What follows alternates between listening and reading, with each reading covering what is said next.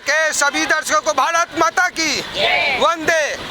दोस्तों, अभी हम आए हैं अनुजा शाह से बात करने के लिए और यहाँ पे महाराष्ट्र पुलिस स्वास्थ्य संगठन और नाता फाउंडेशन के द्वारा यहाँ पे मेडिकल कैंप का आयोजन हुआ है और ये तरह के आयोजन मैडम हर जगह करते रहती है, पूरा बॉम्बे में घूम घूम के करती है। जहाँ भी कहीं गरीब शोषित बच्ची या समाज के लोग दिखते हैं उसको बढ़ चढ़ के मदद करते हैं और भी स्वास्थ्य पे इनका ज़्यादा फोकस होता है। और इनके जो है नाता फाउंडेशन है उनके फाउंडर हैं, इनके चेयरपर्सन हैं, इनसे बात करना चाहते हैं और इनसे जानते हैं कि इस तरह की सामाजिक कार्य करके उनको कैसा लगता है। नमस्ते मैडम, सबसे पहले अपना एक छोटा सा इंट्रोडक्शन दीजिए।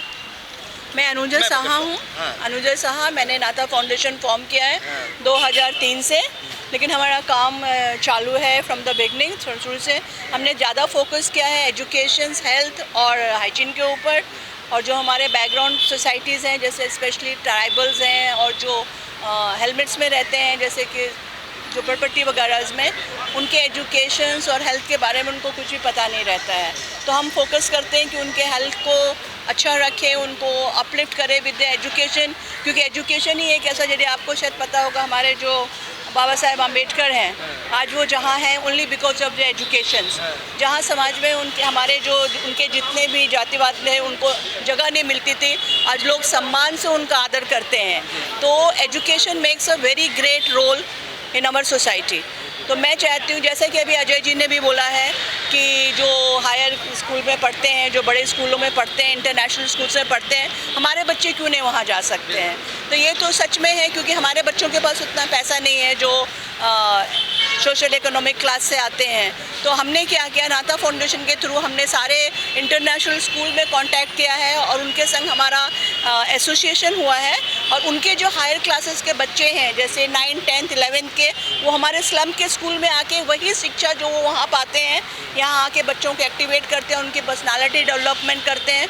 और मुझे ये बोलते हुए बहुत अच्छा लग रहा है कि जितने भी हमारे स्लम के बच्चे हैं, अगर आपको कभी चांस मिले आप आइए और उनको देखिए, तो आई थिंक जो इंटरनेशनल स्कूल के बच्चे उनसे वो लाख गुना अच्छे हैं।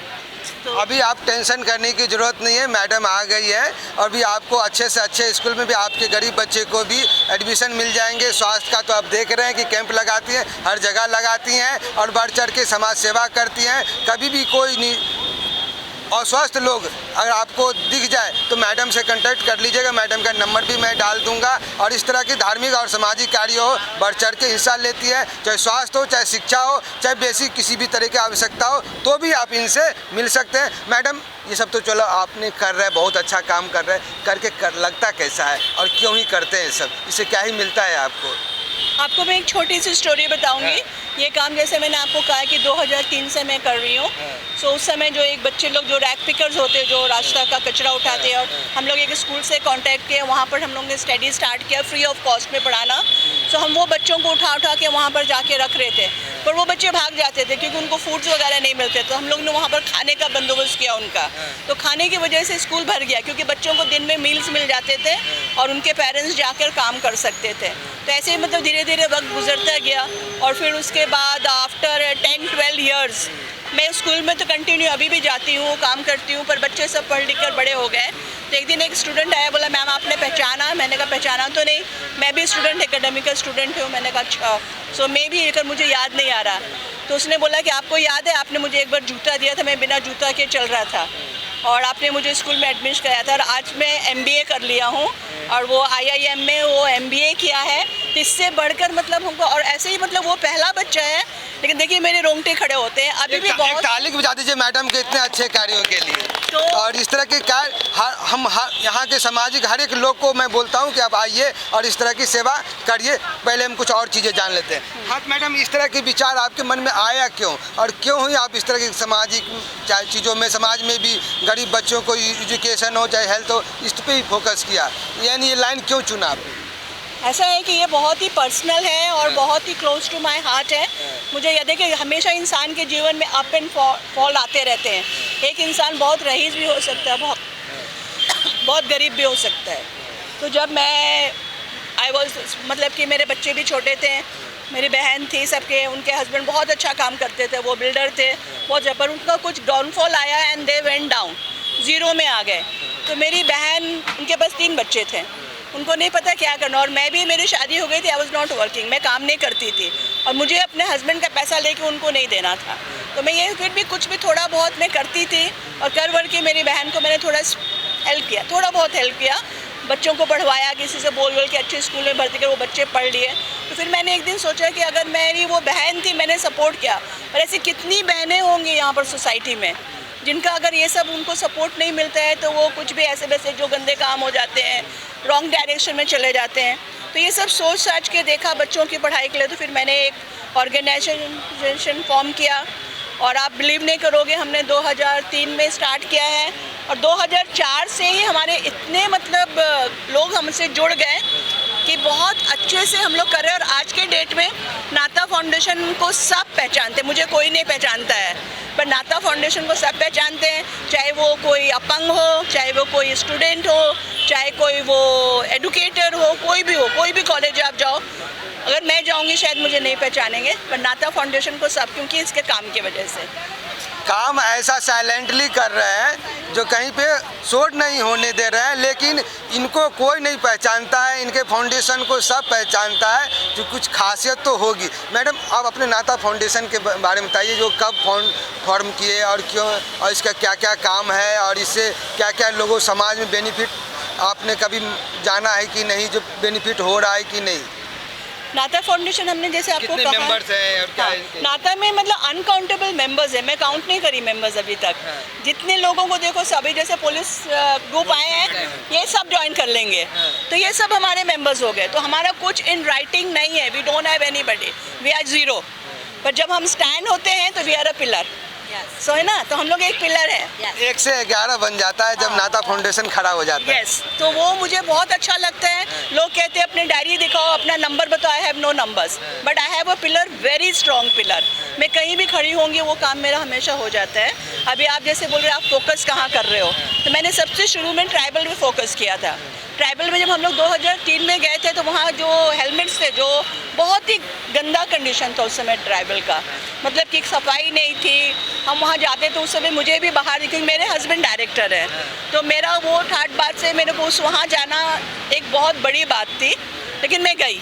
तो वहाँ पर जाने के बाद वो सब चीज़ें मतलब गंदगी वगैरह से बहुत ख़राब लगा था, लेकिन I got used to it, मैं इसके यूज्ड टू हो गई। फिर हमने क्या कि कैसे इनका करना चाहिए, तो सबसे पहले हम वनीचा पाड़ा था ना, वनीचा पाड़ा हमने लिया, एक पाड़ा लिया। अभी वहाँ पर हमारे पास 60 फैमिलीज़ थे, बहुत मेंबर थे, पर अब कैसे क्या करना है ये पता ही नहीं था। पर हमने बोला ठीक है हम अडॉप्ट करते हैं, और हमने उसको अडॉप्ट किया। फिर धीरे धीरे करके लोग हमारे संग जुड़ते गए। हमने वहाँ पर काउंसलिंग की लोगों की, उनको बताया अबाउट हाइजीन, उनको बताया कि अगर आप पढ़ाई लिखाई करोगे तो कैसा हो सकता है। फिर हमने क्या कि उनके जो छोटे छोटे लैंड थे जहाँ पर ये वाइल्ड ट्रीज़ थे ना, अरे तो फुल ऑफ ट्रीज़ है, तो उसको हम लोग ने धीरे धीरे काट काट के रिप्लेस किया है फ्रूट्स ट्री प्लांटेशन से। तो हमने स्टार्ट किया फ्रूट्स के ट्री लगाना, ताकि वो खा भी सके, बेच भी सके और उनका इनकम भी हो सके। तो ऐसा हुआ। फिर अभी वहाँ से लोगों को जाने आने के लिए पानी का प्रॉब्लम था, उनको आने जाने का प्रॉब्लम था, रास्ते का प्रॉब्लम था। तो सुनील प्रभु जी से बात किया, उन्होंने बहुत सपोर्ट किया और फिर हमने एक छोटा सा रास्ता बनाया, वहाँ पर पानी का किया।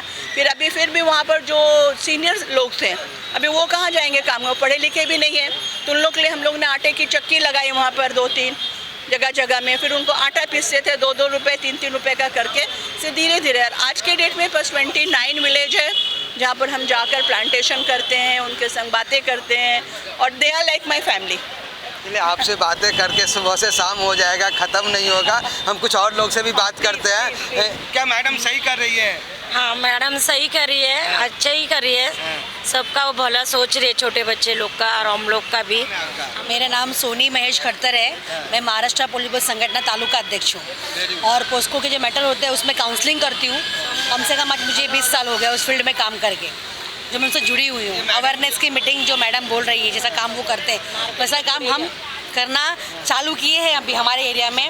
और जहाँ पर ये जो स्लम एरिया के बच्चे हैं, जहाँ दिखते हैं उनको मैं लेके जाती हूँ, समझाती हूँ, अवेयरनेस की मीटिंग लेती हूँ, जितना मुझसे बन पड़ेगा मैं उनके लिए करती हूँ।